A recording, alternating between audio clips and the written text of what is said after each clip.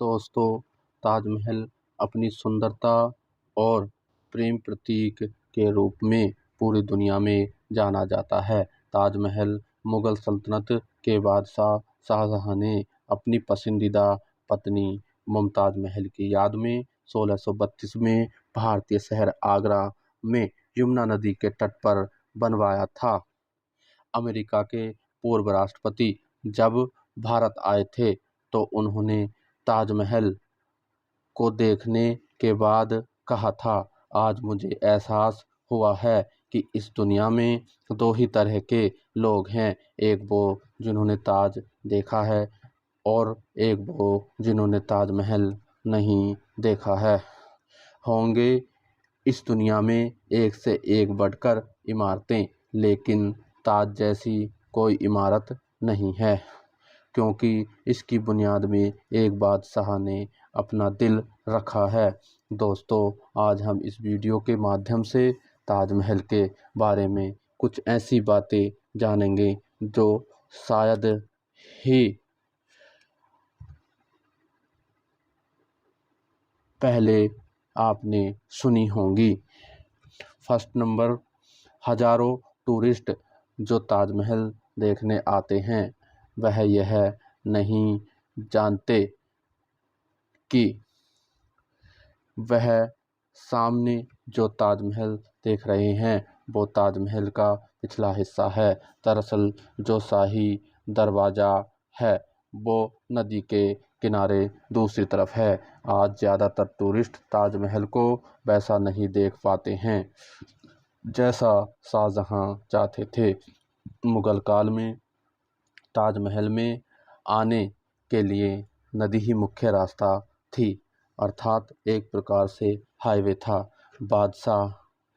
बादशाह और उनके शाही मेहमान नाव में बैठकर आते थे और नदी के किनारे उस समय एक चबूतरा हुआ करता था।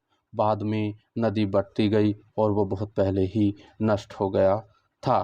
फैक्ट नंबर 2, यह भी कहा जाता है कि शाहजहां ने अपने मजदूरों के हाथ कटवा दिए थे, लेकिन यह बात एक अफवाह की जैसी लगती है। लेकिन बहुत से इतिहासकारों का मानना है कि शाहजहां अपने मजदूरों एवं कारीगरों को जिंदगी भर की पगार देकर एक करारनामा लिखवाया था कि वो ऐसी कोई भी इमारत दूसरी इमारत किसी भी अन्य देश में नहीं बनाएंगे।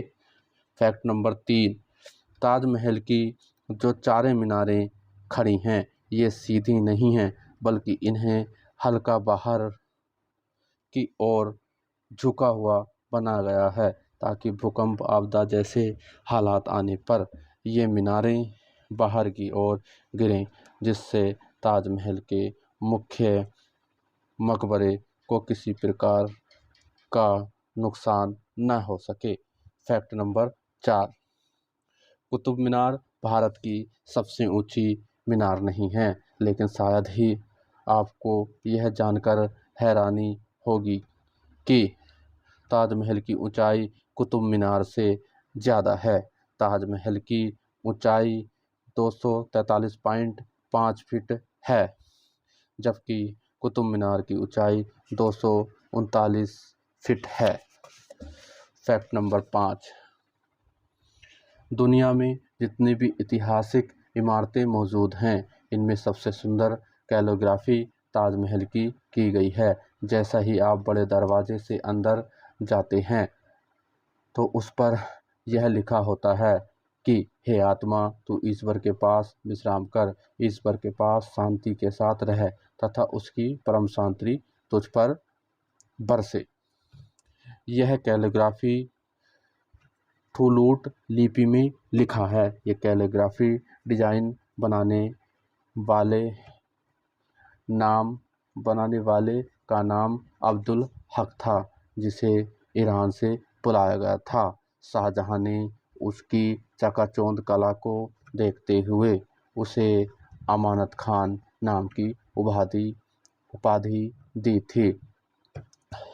फैक्ट नंबर 6, जिस वक्त शाहजहां बादशाह बने वो मुग़ल सल्तनत का सबसे अच्छा दौर था। सल्तनत में चारों तरफ अमन और खुशहाली थी। प्रजा के लिए बादशाह का हुक्म ही सबसे ऊंचा होता था। शाहजहां के दौर में लड़ाई नहीं होती थी। वो शान और शौकत, ऐशो आराम का दौर था। शाहजहां बादशाह को बड़ी बड़ी इमारतें बनाने का बहुत शौक था। उन्होंने मुग़ल वास्तुकला के साथ भारत के प्राचीन इतिहास को मिला दिया था। ऐसी सफ़ेद इमारतें दुनिया वाले ने पहले कभी नहीं देखी थीं, जिसको बनाने के लिए सफ़ेद संगमरमर राजस्थान के मकराना से लाया गया था। जेडा क्रिस्टल चाइना से लाया गया था। Fact number 8। ताजमहल आज से 500 वर्ष पहले सन 1631 में बनाना आरंभ हुआ था और 22 साल बाद 1953 में बनकर तैयार हुआ था। इसका निर्माण 30,000 कारीगरों मजदूरों ने किया था। वास्तुकला का इससे अच्छा नमूना पूरी दुनिया में शायद कोई भी नहीं है। ताजमहल के निर्माण के लिए हर चीज़ को हीरे की तरह परख कर चुना गया था। ताजमहल की दीवारों पर जो नक्काशी की गई है, इसकी तकनीक इटली के कारीगरों से ली गई है। उज़्बेकिस्तान के बुखारा से संगमरमर को तराशने वाले कारीगर बुलाए गए थे और पत्थर को तराशने के लिए बलूचिस्तान से कारीगरों को बुलाया गया था। Fact number 9। 1857 की क्रांति के दौरान अंग्रेज़ों ने ताजमहल को काफ़ी नुकसान पहुंचाया था। किसी ज़माने में मुख्य द्वार जो गुंबद है उस पर जो कलश लगा हुआ है वह सोने का हुआ करता था, लेकिन 19वीं सदी में उसको बदलकर तांबे का कलश लगा दिया गया है। दावे के साथ नहीं कहा जा सकता कि ताजमहल को किसने डिज़ाइन किया है, लेकिन 37 लोगों की टीम ने मिलकर ताजमहल का नक्शा तैयार किया था। ये 37 वास्तुकार कारीगर दुनिया के दूर देशों से बुलाए गए थे।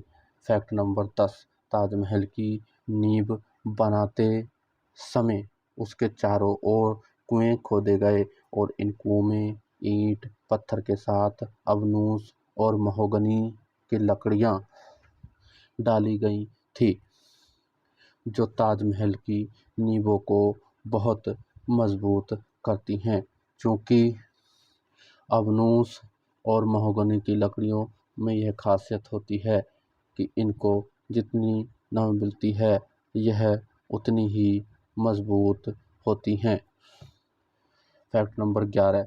सन 1653 में जब ताजमहल बनकर तैयार हुआ था उस समय इसकी कीमत करोड़ों में आंकी गई थी। इसी तरह अगर आज के समय में ताज बनवाया जाए तो उसको बनाने में 57 अरब 60 करोड़ रुपए की लागत आएगी। Fact number 12। ताजमहल के मकबरे का डिज़ाइन हुमायूं के मकबरे से प्रेरित दिखता है। हुमायूं शाहजहां के परदादा थे। उनका यह मकबरा हिंदुस्तान में बनने वाली मुगल सल्तनत के लिए प्रेरणा था। Fact number 13। दूसरे विश्व युद्ध के दौरान सरकार ने ताजमहल के दूसरी ओर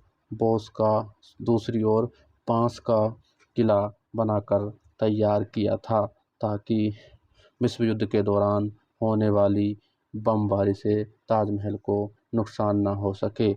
सन 1965-1971 में भारत पाकिस्तान के युद्ध के समय भी ऐसा ही किया गया था। फैक्ट नंबर 14, कई देशों में ताजमहल की नकल पर इमारतें मौजूद हैं, जैसे चीन, बांग्लादेश और कोलंबिया में अवस्थित है। और ऐसी ही एक इमारत भारत में भी मौजूद है, बीबी का मकबरा। ये इमारत महाराष्ट्र के औरंगाबाद में अवस्थित है। इसे मुगल बादशाह आजम शाह ने अपनी मां दिलरुख बानो बेगम की याद में बनाया था। फैक्ट नंबर 15, ताजमहल की ज़्यादा लोकप्रियता इसकी अद्भुत प्रेम कहानी की वजह से है, जिसे शाहजहां ने अपनी बेगम मुमताज़ महल की याद में बनवाया था, जिनका असली नाम अर्जुमन बानो बेगम था। महज 38 साल की उम्र में ही अपनी 14वीं संतान को जन्म देते वक्त उनकी मृत्यु हो गई। उस वक्त वो बुरहान मध्य प्रदेश में रहती थीं। शाहजहां अपनी प्रिय बेगम की मृत्यु से बेहद दुखी हुए, जैसे उनकी जिंदगी ही तबाह हो गई हो।